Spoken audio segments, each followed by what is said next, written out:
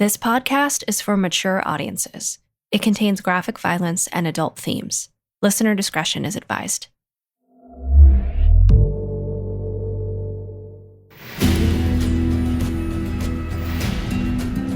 Realm presents Blood and Gold, starring Richard Cabral. Episode 6.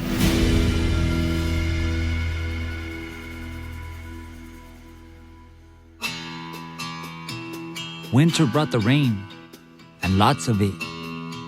Rivers in the southern reaches flowed faster than ever, creating boom times for the miners there.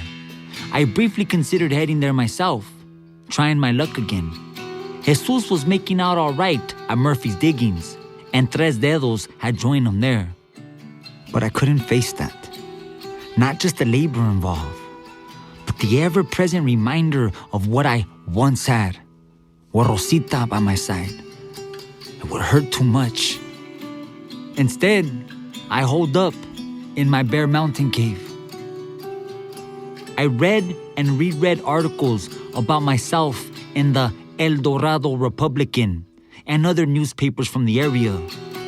The man in the newspapers was a murderer and a thief. Crimes I had never imagined had been laid at my feet. Robberies, assaults, rapes, and more. Anything that couldn't be explained was blamed on the Mexican murderer with long dark hair, a mustache, and a scarred forehead. A few papers contained sketches, none of which looked exactly like me, but some of which came close. Once the snow eased up, I visited with Jesus and Tres Dedos and made brief trips into various towns, picking up supplies and assessing my own safety. While shopping in Murphy's diggings, I heard a familiar voice call out, "Joaquin, God damn it, as I live and breathe, it's you." Bill Burns walked toward me, arms out in greeting, a broad smile splitting his craggy face. He looked older than I remembered, but still, I'd know Burns anywhere. "Bill, I can't believe you're here. I can't believe you all. As for me, Murphy's one of the richest camps around.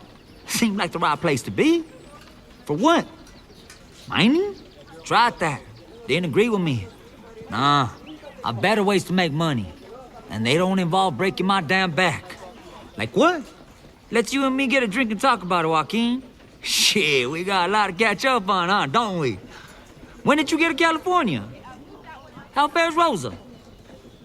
At the mention of Rosita, my face betrayed me. Burns saw it. Oh no. What happened? I'll tell you about it, Bill, but only over those drinks. Inside a quiet saloon, I told Burns as much of my story as I dared, leaving out my mission of vengeance against those who killed her. I described the night we ran away, the wedding at gunpoint, the early days on the river, and Burns nodded along, listening eagerly. When I got to the attack, Burns' face clouded over. "Those men should hang. Did you tell the authorities? A Mexican's word against that of 5 white men. And you're probably right, goddammit. Still, there ought to be something done." "It's been done, Bill." "What do you mean? They were arrested? Turned themselves in?" "I can't say any more than that." Burns studied me over his glass. "It can't be. You're the Mexican murderer?" "Shh, Bill." "God, you whore. Goddamn you, Joaquin. You're him." "Bill, don't get carried away. I'm the Joaquin you've always known. That's all. I've known tragedy, but I'm still him. Now you different. I can see it. I'm older. So are you. Well, thanks for pointing that out. But no, it's more than that. You're harder. Listen, Bill, I don't care who you kill. Those men were animals who needed to die. As far as I'm concerned, it's not murder. It's justice. That's how I looked at it. And I'm done with it now. I'm looking to find some honest employment somewhere. You had enough of mining? I have. Jesus and Manuel are still at it, but it's not the life for me. Trust me, it's hard on a white man too. I turned up a handful of nice-sized nuggets, some flakes, but never enough to live on for any length of time. I mean to use what I got to set myself up in my own business. But it turns out I'm a few $100s shy. I could use a partner, a business. Doing what? Men with money in their pockets get awful thirsty. I was thinking about opening up a small drinking establishment in Murphy's Diggings. You know, I mean, nothing gaudy. Just a quiet, friendly place where folks can come and drink with friends. What kind of partner are you looking for? I'd want a game of chance to strip away the rest of the gold they're carrying. You think you could run a Monte game? I could try. Like I said, I'm a few $100s shy. Can you make up the difference? My pockets are as empty as a man who spent all night at your establishment. Could you borrow from your brother? Or you got something you could sell? I ran through a mental list of my worldly possessions. I could sell a horse. And if it's a good horse, it'll bring a couple hundred, maybe more. Still a little shy. How long until we start making money? A few weeks, maybe. Could be less, but no more than that. Then if I sold 2 horses, I could buy one of them back, or a new one, fairly quickly. They're good ones, from Rosita's father's ranch. They're feeless horses? You could get top dollar for those. That'd be enough to put us over the top. I'm sure. I guess I'm in then. Burns extended a hand, and I shook it. Partners. I received fair prices for both horses and put the entire proceeds into a pot with Burns' money. We acquired the premises Burns had in mind, a space big enough for a bar and a dozen tables, one of which I appropriated for my Monte games. I quickly developed the skill to pick up and drop the cards so swiftly that it was almost impossible to follow the Red Queen. But some men hated to be wrong, and because I was Mexican, they often didn't bother with my name, but called me Pancho, Greaser, or worse. Those men were invited to leave the premises and not return. 6 days before Christmas, Jesus and Tres Dedos rode in, with a mule I had never seen trailing behind their horses. I'm leaving the mule for you, little brother, because you said you wanted to visit some friends in Cayuma. Yes, the Mendozas. They've helped me out when I was in some trouble. I want to take them a gift for Christmas. You'll go tomorrow. I will, and I'll return on Christmas Day. I'll come back that afternoon to collect the mule then. I just bought her. She's fine for riding, but I mainly bought her to work at the diggings. She's a good hauler, I'm told. Thank you, Jesus. You're a good brother. I'm glad we're still near enough to see each other sometimes. As am I. Stay out of trouble, Joaquin. We'll see you soon. The next day, I packed some fruits and nuts and other gifts I'd acquired onto the mule Jesus had loaned me and headed out of town. I had only made it as far as Murphy's old diggings when a man I vaguely recognized called out to me. He wore a scowl, like he'd been born with it. You there! Ain't you Joaquin? I reined the mule in. I am. I know you. You oughta. You took enough of my money at your Monte table. You're Mr. Lang? Will Lang. That's right. Something I could do for you, Mr. Lang. I have a long ride ahead of me and it's mighty cold out here. A long ride on my mule? What the hell you doing with that animal? It's my brother's mule. He bought it. The hell he did? The beast was stolen from me 3 days back. My brother is an honest man. He's a miner. He bought the mule to haul things for him. A mule instead of a burro. Hell of a tale. You got any more like it? Sir, I'm telling you, my brother bought this mule and... Lang crossed the distance between us, his hands balled into fist. He pointed to the animal's right ear, where I saw a notch I hadn't noticed before. Well, he might have did, but I ain't sold it. You see that? She cut that on some barbed wire, reaching under it for some better grass. I got a little spread off that old Murphy's Road, and I can show you the section of fence she cut it on. She got a scar on her muzzle there too.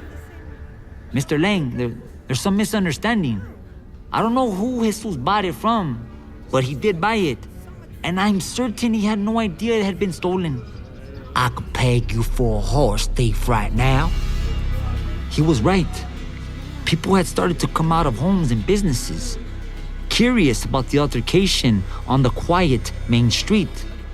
They were almost exclusively white people. A Mexican accused of stealing horses wouldn't stand a chance in their company. How could I get out of this mess? You could, but it wouldn't be true. You know who I am, where I work. I'm partners with Bill Burns in that place. I wouldn't risk my livelihood and my neck by stealing a mule. You might not, but I wouldn't know your brother from General Santa Ana himself.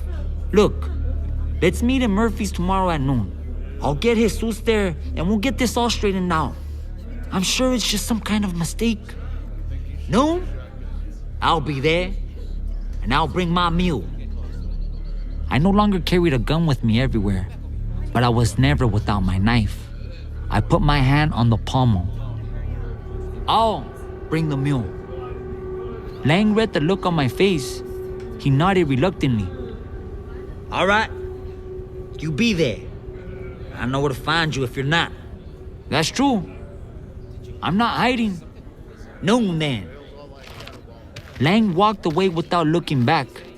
I fought a sudden impulse to charge after him and bury the knife in his back. But I couldn't.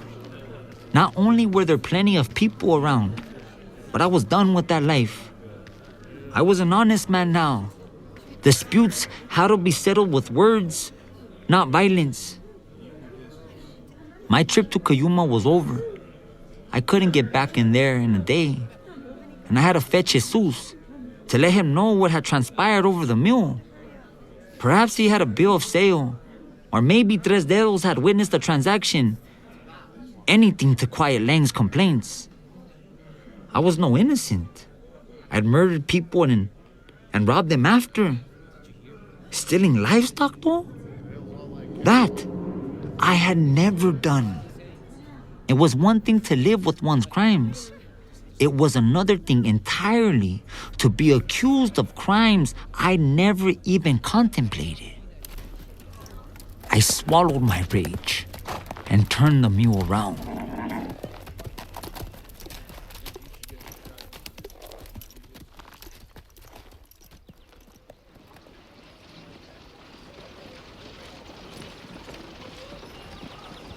The sun was high.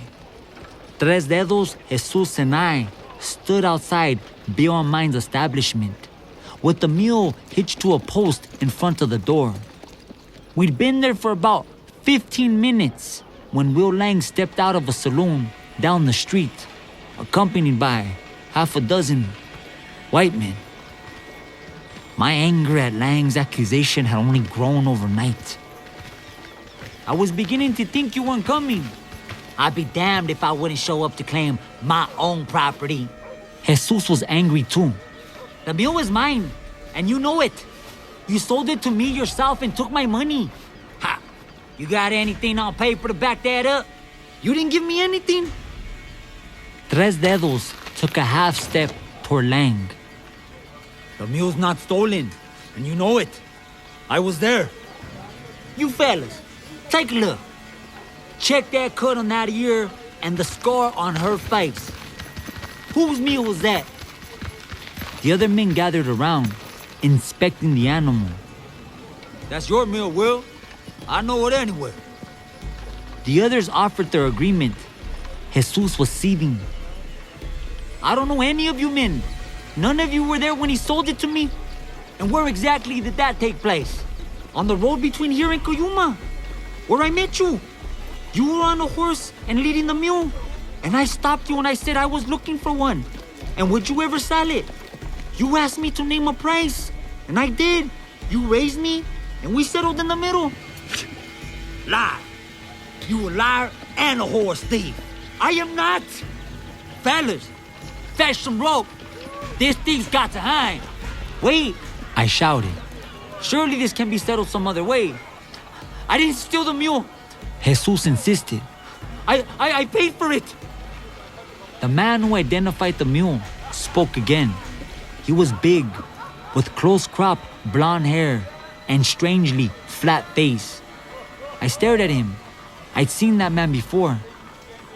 Will says you did it. I say he did. Tres Dedos shouted. He whipped out a big knife from somewhere.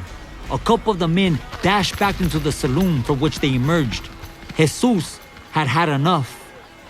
I won't be treated this way. I am taking my mule and going home. Lang stepped between him and the mule, drawing a pistol from behind his back. He came forward and grabbed Jesus by the wrist. I reached for my knife, but 3 other men swarmed me. One locking his arms around mine, another snatching the knife from my sash. The third waved a gun in my face. You just settle down, mister. We're awful sick of you fucking greasers coming here and stealing our stock. You try anything, you get the same treatment as your friend. He's my brother, and he's a better man than all of you put together. 5 men grabbed Tres Dedos, 2 of them hanging onto his knife arm. He surged toward Lang anyway, dragging the men along. Before he could reach his target, 2 more men joined the fray. One of them slammed a thick wooden club into the back of Tres Dedos' head several times, blood flying each time it was drawn back. Tres Dedos wrenched his arm free with a roar and lashed out with a knife, slicing into the men holding him. The club came down again and again.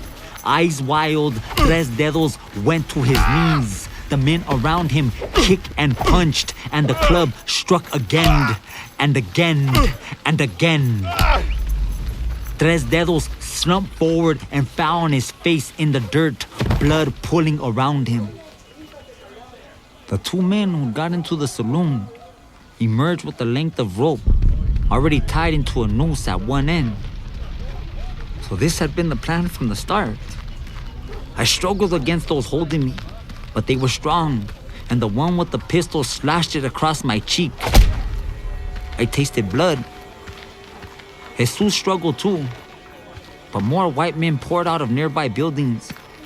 What had been a small group was turning into a mob. They pinned Jesus in place and looped the noose around his neck, then dragged him toward a sturdy live oak at the end of the road. I screamed at them to stop, but anytime I did, someone punched me in the kidneys or kicked at my knees and shins.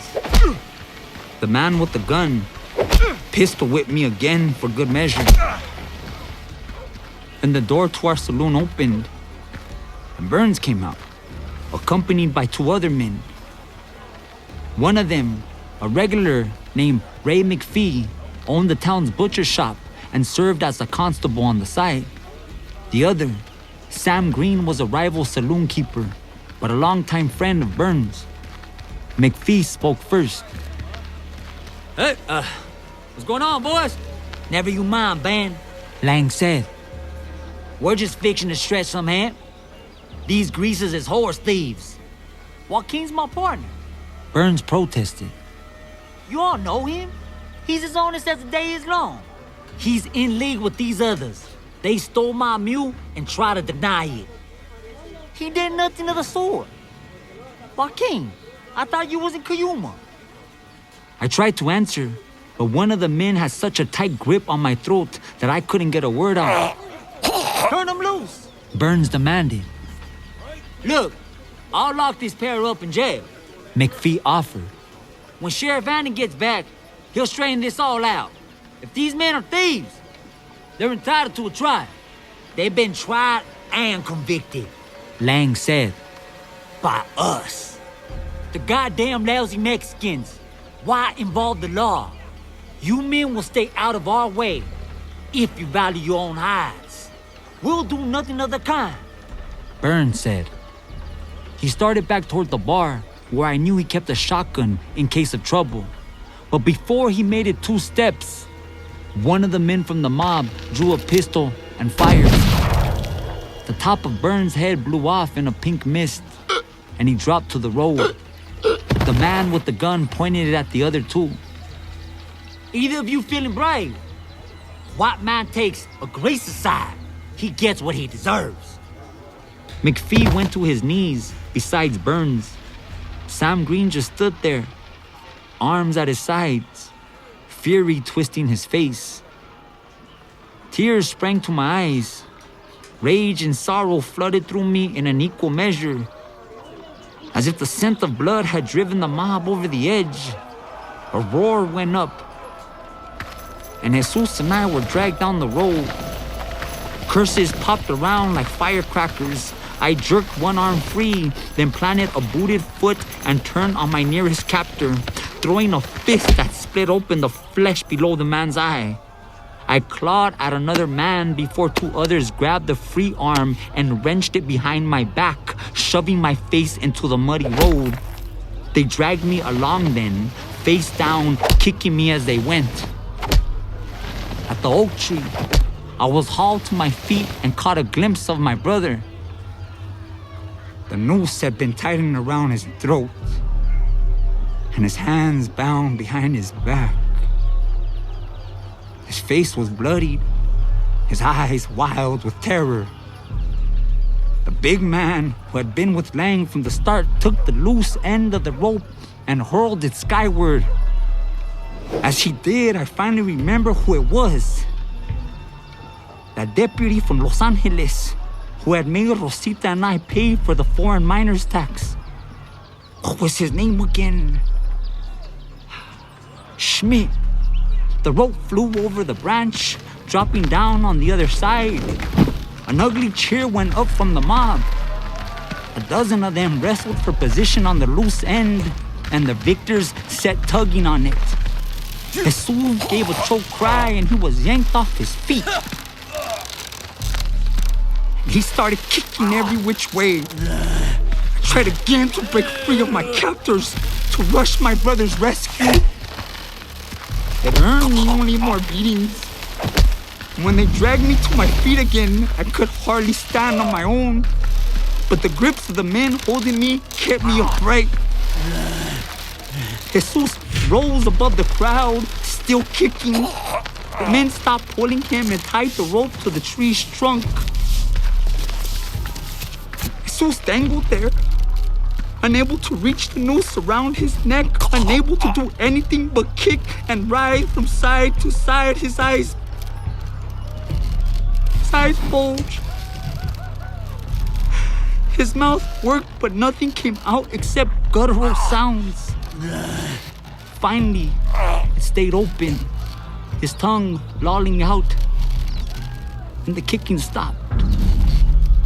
Jesus swayed gently, turning slowly when a cold breeze blew out of the east.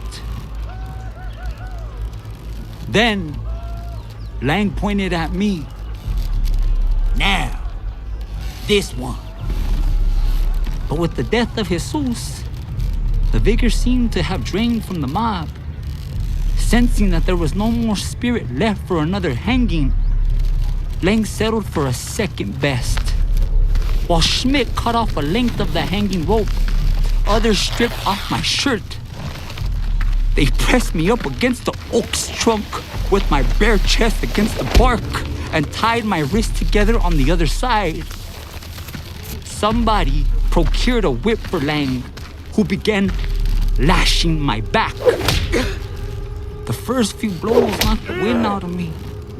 And just as I regained it, the next landed, and the next. After the first 6 or 7, my back on fire, blood rolling down my back and into my trousers, I hardly noticed the remaining blows. hatred and rage supplanted all else.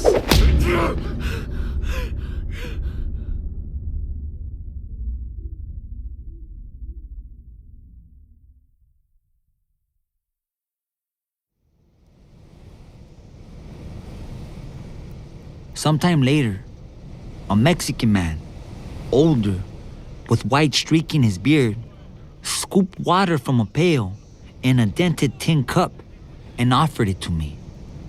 Someone had cut me loose from the tree, though I didn't remember it. I had been lying beside it in a daze for what must have been an hour or more. When the man bent over beside me and sloshed the cup in the pail, I blinked and returned to the present, becoming aware again of the agony that started at my back but swelled to engulf every part of my being. I tried to sit up. Couldn't. The man dropped the cup back into the pail and took my arm, helping me sit. Every motion sent another lance of pain through me. I opened my mouth and let the stranger pour some water on my tongue. Lo conozco. No, I have seen you before, in town. My name is Bernardo. I saw what they did to you. At that, I looked up. Jesus still dangled there, twisting slightly on the rope. And to him, Bernardo added, Mi hermano, Jesus, help me get him down. Amigo, you're in no condition to help me, or I'll do it myself. I will help you, but let me do the hard work. You're hurt badly. You're an old man. I can do it. I grasped my sash, looking for my knife, but it was gone, taken by the mob. Bernardo produced a knife from a pocket and handed it to me. Lo podemos hacer juntos.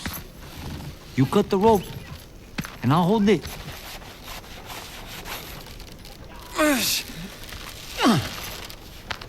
Together, we lowered Jesus to the ground.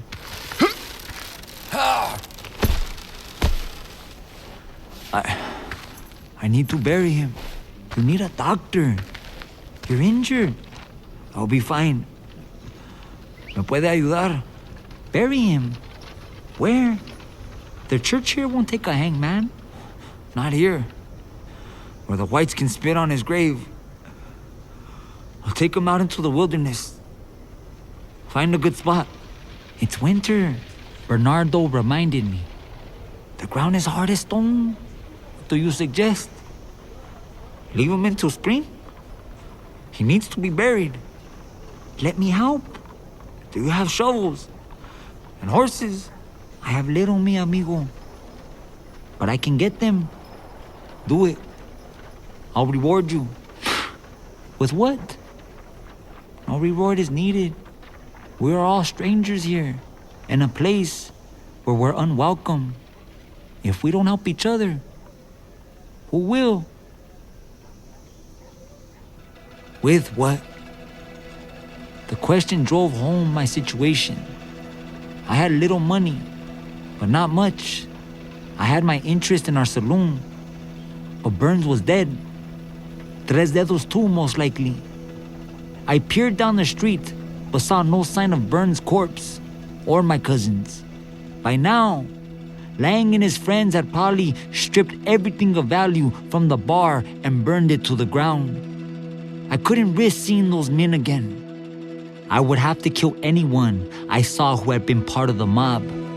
But in my weakened state, I would most likely be killed instead.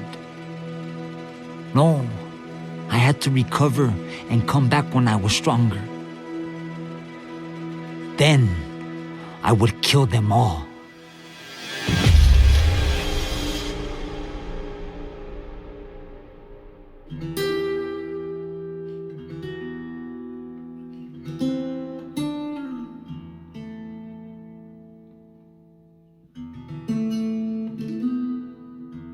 Bernardo borrowed 2 horses and a shovel, and together we rode into the hills. I found a spot on a south-facing slope so Jesus could look toward Mexico, and we took turns digging into the frozen earth until we had a hole deep enough to accommodate the body. As the sunset washed the sky, Bernardo said a few words over the grave. I hadn't spoken for hours. I was empty, stripped of everything but skin and bones, and pain. Bernardo spoke gently. Will you be all right, mi amigo? Let me have one of those horses. I cannot. The horses are borrowed. Otherwise I would. But they are not mine to give. I'll repay you and the owner tenfold. Forgive me, but you do not look like a man with that kind of wealth. I will have it. My name is Joaquin Murrieta. This will not be the last you hear of me. I owe you, and I always repay my debts, the friendly kind, as well as the other.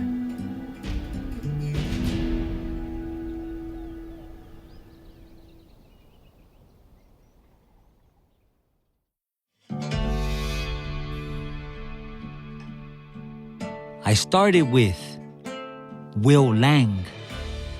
Lang had been the instigator. He'd taken good money for the mill, then had accused Jesus of stealing it. If not for his lies, I would still be partners with Bill Burns, and he and Jesus would still be alive.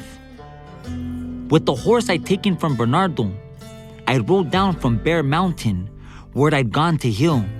The snow had melted, and signs of spring were everywhere. Close to town, small farms and ranches and a few mining claims lined the road, and I watched out for Lang's little spread. It took days to spot Lang, but finally I did.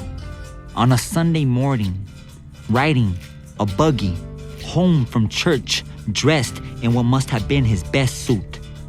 It was brown mostly, with patches of almost brown in the worn-through spots. The mule pulling the buggy had a notch on its right ear. I stayed just close enough to see where Lang went.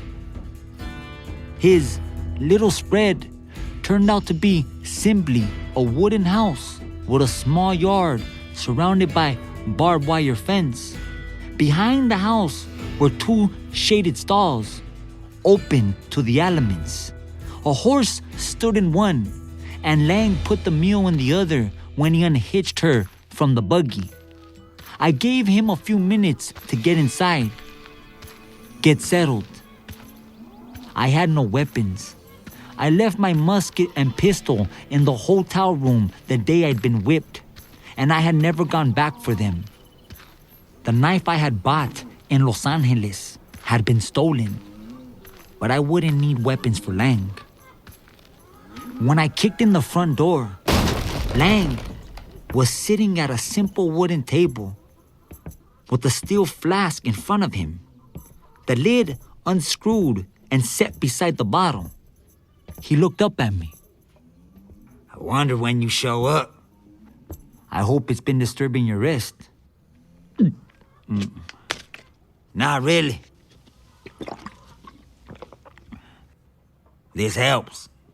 Take another swig then. It'll be your last. Lang tilted his head toward a rifle hanging from 2 pegs hammered into the wall. I have a gun. Why not go for it? I figure there's not much use in it. Do you want to die?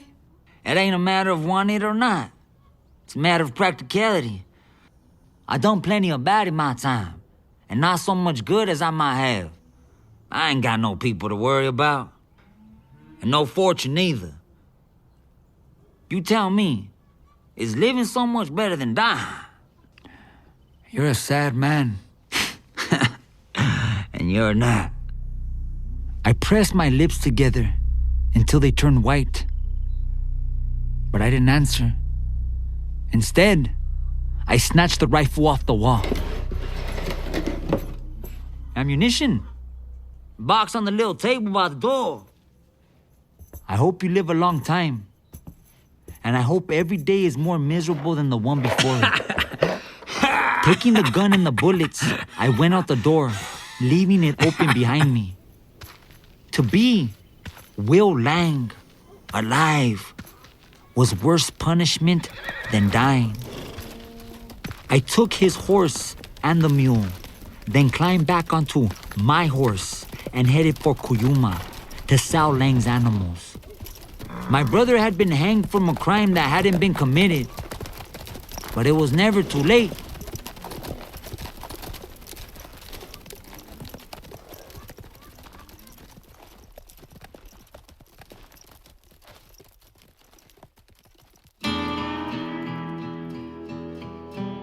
With the proceeds from the sale of Lang's livestock, I was able to purchase a new Colt Dragoon to replace the one I lost, and a new Bowie knife with a 9-inch blade. I also bought some clothes and boots, all in black, including an American hat with a wide brim. As a nod to my heritage, I had a seamstress sew ornate silver conchos along the outer seam of each pant leg, and I kept my red sash around my waist. I was beginning to look the part I intended to play, but more was needed. A plan formed in my mind. I rode to Hangtown to see the barber I had met before.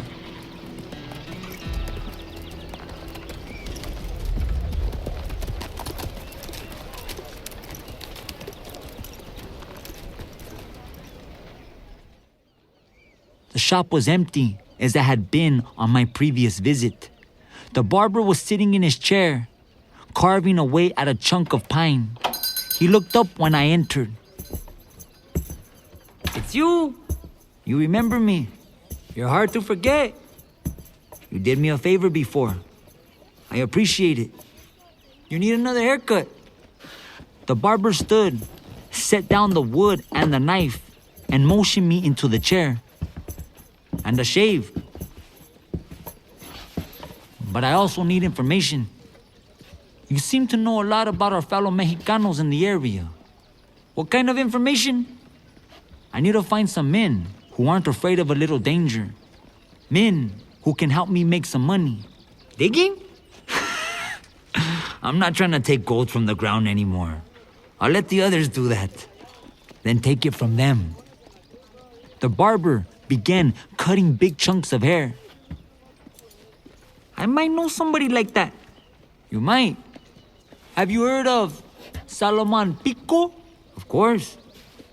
Everyone heard of Pico. His cousin, Pio Pico, had been governor of Alta California before the war.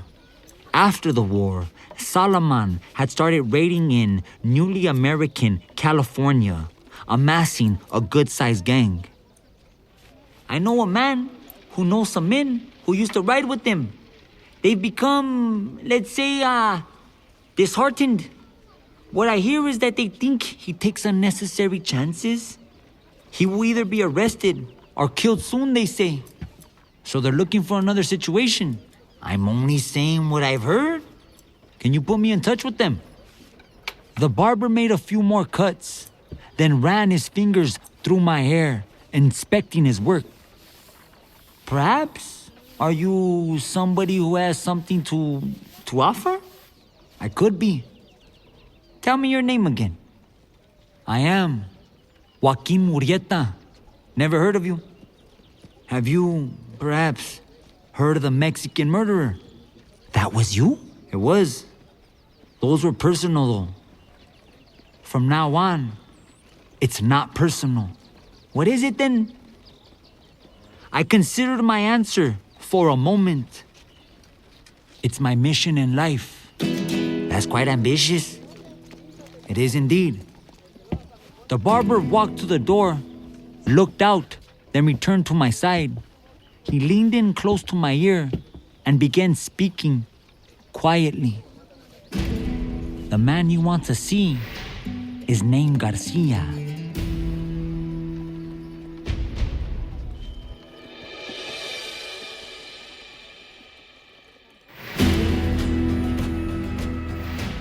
You're listening to Blood and Gold, starring Richard Cabral. Blood and Gold is a Realm production in association with Stryker Entertainment. Realm, your portal to another world. Listen away.